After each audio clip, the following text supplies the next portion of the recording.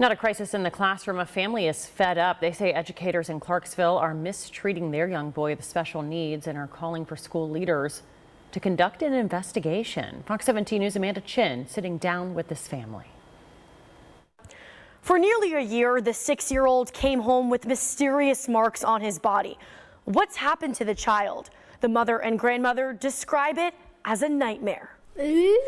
Quinton Hunter Jr. recently celebrated his 6th birthday. Quinton has autism. He's non-speaking, legally blind, uses a G-tube to eat, and has triplegic spastic cerebral palsy. He attended Barker's Mill Elementary School in Clarksville.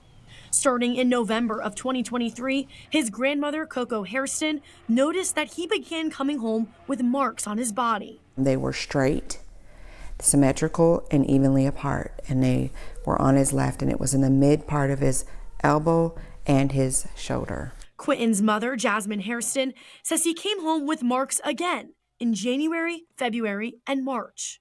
I wasn't sending him to school. I was terrified. It wasn't a very good experience at all. My anxiety was terrible every time I had to send him to school, and I didn't like that feeling. Jasmine says she asked the teacher about the marks and would get vague answers. Once he started coming home with the marks, again, with the communication, it wasn't very clear. It was always, I don't know, or I was out of the classroom.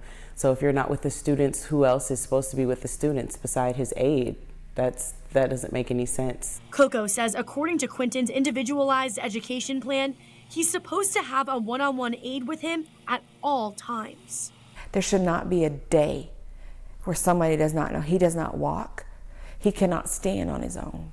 He cannot see. There should not be a day where someone does not know what happens to him. The family also questions what they believe to be a lack of communication. We did not get one report. They said nothing ever happened. That was so hard to believe because I live with this child.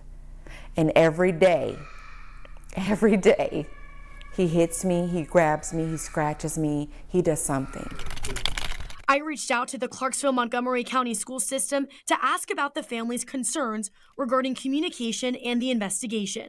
I also asked about the family's calls for improved training and cameras inside the classrooms. School district spokesman Anthony Johnson says HR confirmed there are no findings or disciplinary actions on file for any staff members. The district did not clearly deny these allegations, but says any findings or disciplinary actions are always placed in an employee's file. Due to privacy laws, he cannot confirm student names, but mentioned employees receive annual training on district policies regarding restraints and isolation. He goes on to say regarding cameras in general, the locations of our surveillance cameras are confidential and not disclosed publicly. And due to a pending legal matter with an adult named in your email, I do not have any additional information to share. The family eventually had Quinton transferred to West Creek Elementary, where the mother believes in October, someone at school cut Quinton's hair without permission.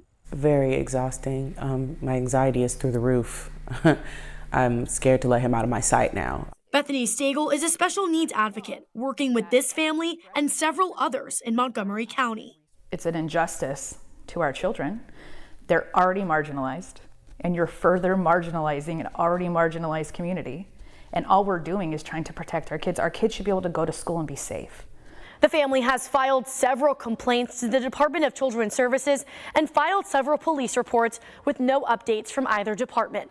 This mother hopes to raise awareness and advocate for other families in special education who may be experiencing similar challenges. Reporting in the studio, I'm Amanda Chin, Fox 17 News, your Code Red station.